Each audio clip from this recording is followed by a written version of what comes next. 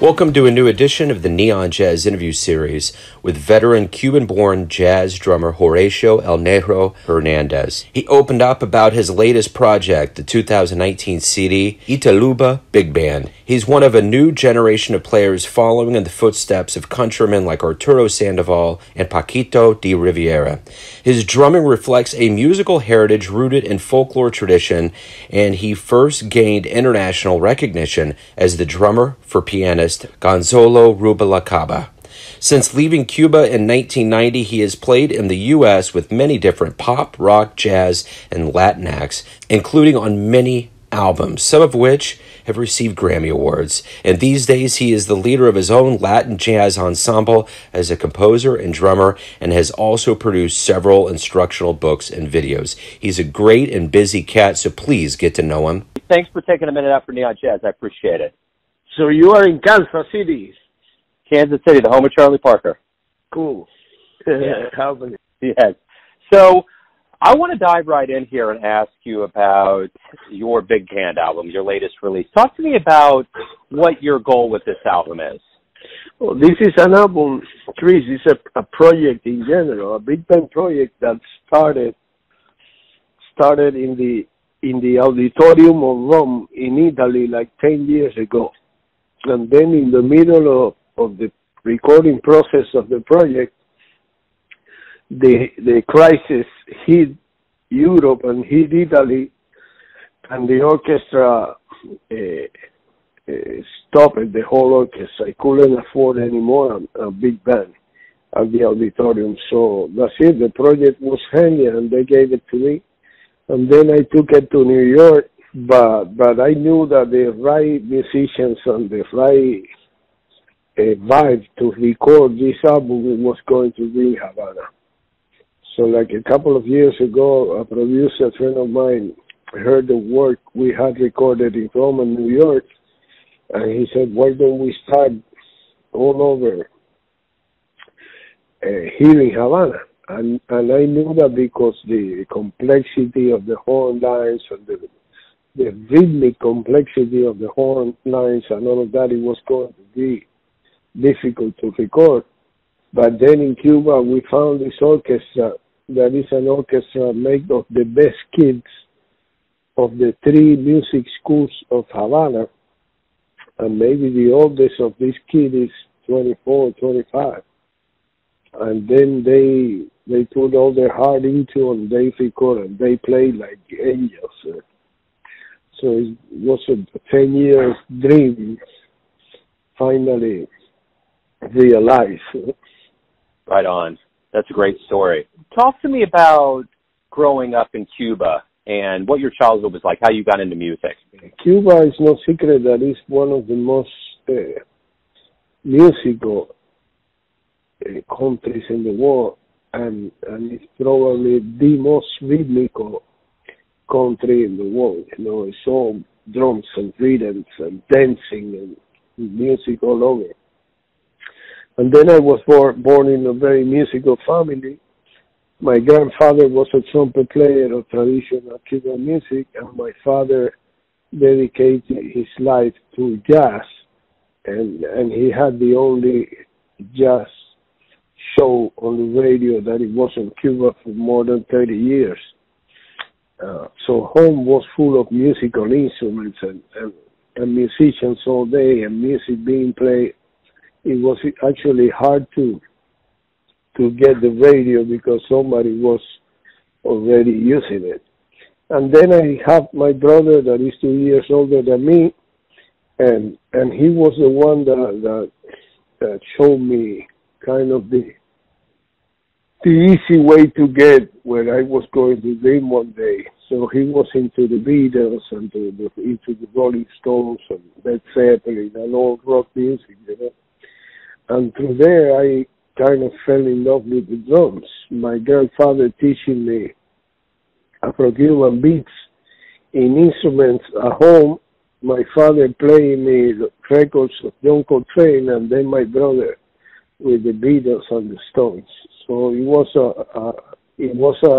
a trip that from the drums probably starts with Ringo Starr and then goes to Charlie Watts, then John Bonham. Then one day I discovered Bill Bruford, that it was a big challenge to me, and he led me to listen to Lenny White with Chick Corea Return to Forever, and to Billy Cobham with My Vision, Tony Williams, Steve Gadd. And then Steve Gadd was playing Latin rhythms, actually the Steve Gadd Mozambique, and so those were all Cuban rhythms. So it was like going in a full circle, from Ringo to Steve Gadd to get back into Cuban music. Did you always have a dream of coming to America? Was that something you grew up with? Yes, I always wanted to play with all the musicians that I was learning, all the musicians that I was learning the music in Cuba. And they were mainly all in New York. Michael Brecker or Jim Patitucci or Michel Camilo, or any of these people. I was always dreaming to one day having the opportunity of playing with them. So, talk to me about some of your early mentors, people that really groomed you and helped you learn how to not only be a drummer, but to be a jazz musician. Right. I have one teacher in school. His name is Santiago Reiter, and he is a professor at the University of Belo Horizonte, Brazil these days.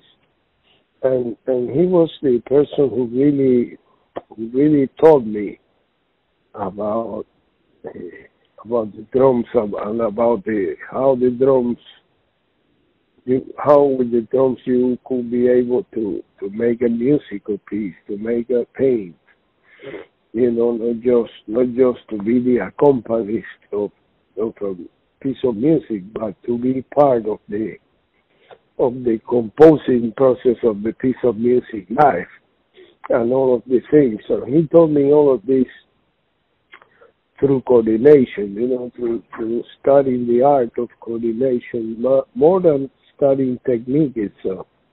He was fixed with coordination and with how important it was not just to play 4 different rhythms with your limbs, but to be able to have your ear open to respond to anything that happened in the music at the same time that you were playing 4 different rhythms with your limbs.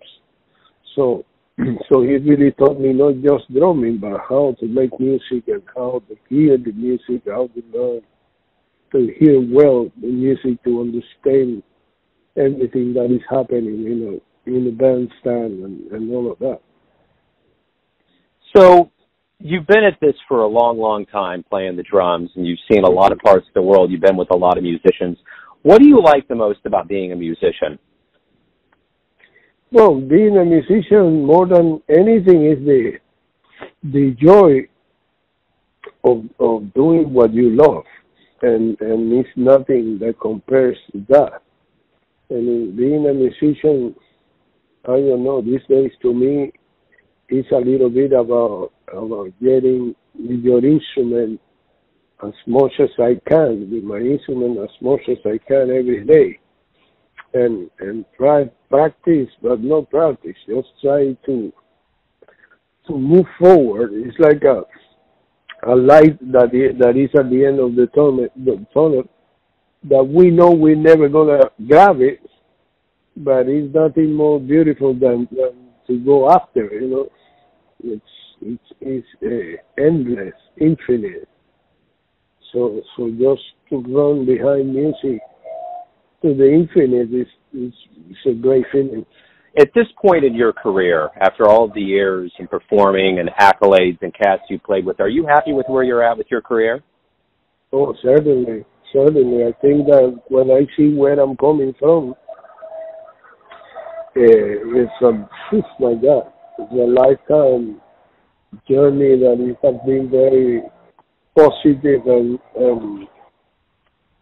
and I would do it all again if I have to say when, because in all the let me try to get here somewhere, it's a lot more there. It's going to, so the places that music had taken me the people that I have had the chance to live with and to perform with and to be with and places. And I mean, it has shown me the whole world. It has shown me everything. Music. Through music, I have learned everything else. So what have you learned from legends? I mean, you've had an association with Dizzy Gillespie and a lot of other big names in the world of music. What did legends teach you about not only being a musician, but being a human being? Oh, I don't know. It's maybe the most two, I don't want to say important, but the two people that I have more in mind now with your question is Mr. Dizzy Gillespie himself and Mr. Tito Puente. And both of them were people with incredible joy. They were the happiest people I had ever met, and always positive and always good vibe. And I mean, it was without getting out of our hands, it was always a party to be with them. It was always joy, always joy. Wonderful. So early on in your life, what was one of the first jazz shows you saw that really moved you? Oh my God, the first jazz show I saw, I was very little. It was like 14 or something like that. And it was the only time that American musicians played in Cuba for maybe 50 years. And it was called the Havana Jam. And I had the opportunity of seeing there the weather report, Jaco Pastorius with Tony Williams and John McLaughlin in a trio. We saw there the CBS All Stars, was the band of all Luminati, Stan Getz, and all those people. We saw Billy Joel actually also.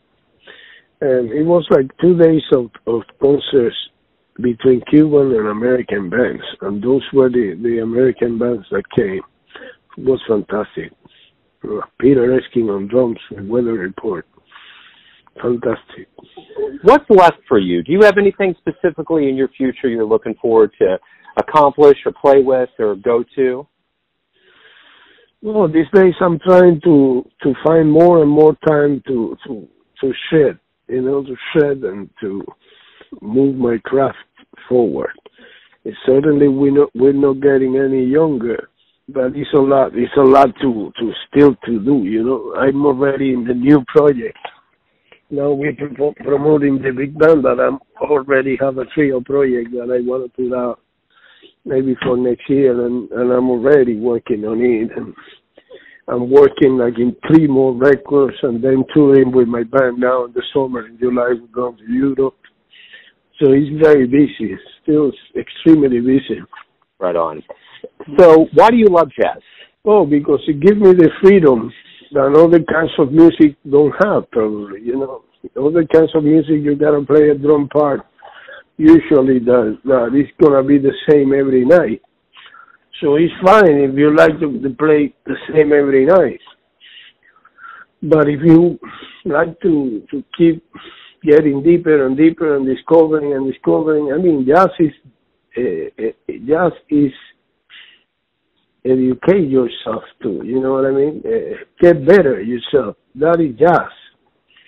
It's not just the freedom to talk. It's like you have to study how to talk. To every day talk with a better degree of knowledge and better degree of craft, and so it's like it's an endless science too. Just is the way we can walk all together or not. Yeah. We're gonna try. Let's try. So let's study how to try better, how we can make this better, how I can listen to you better, how I can interact with you better, how I can accompany the solo piano better for the sake of the solo and the music itself, The style of music with less things that have to be dictated by anything, it's freedom. Everyone has their interpretation or their version of who they think you are, your family, your friends, your fans. but you know who you are best. Tell me, who do you think you are? Oh, I'm just a person madly in love with music and drums, you know, and with his whole life around the drum set, around the music and rhythm. Right on. That was my final question. Thank you for opening up about this new project, for what you've done for jazz. I appreciate your time today, man. Thank you, Joe. Thank you, brother. Thanks for listening and tuning in to another Neon Jazz interview, where we give you a bit of insight into the finest players in Cuba, Miami, Kansas City, and spots all over the world, giving fans all that jazz. And thanks to Horacio for his time, his music, and his stories. If you want to hear more interviews, go to Famous Interviews with Joe Domino on the iTunes Store. Visit neonjazz at youtube.com. And for everything Neon Jazz all the time, go to the neonjazz.blogspot.com. Until next time, enjoy the jazz, my friends.